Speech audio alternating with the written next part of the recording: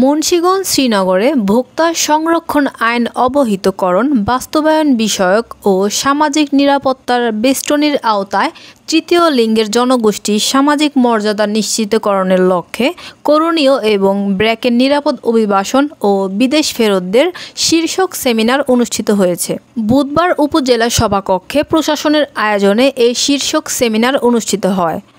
উপজেলা নির্বাহী কর্মকর্তা মোহাম্মদ মহিন উদ্দিনের সভাপতিত্বে উপস্থিত ছিলেন মুন্সিগঞ্জ ভোক্তা অধিকার আইনের সহকারী পরিচালক আসিফ আল আজাদ, উপজেলা প্রাণী সম্পদ কর্মকর্তা ডাক্তার মোহাম্মদ কামরুল ইসলাম,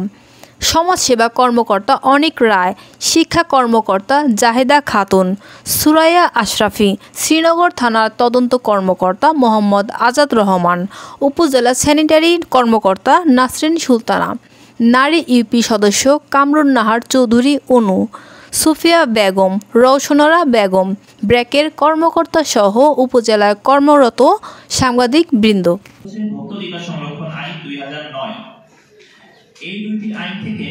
মানুষ সরাসরি তার যে সেবা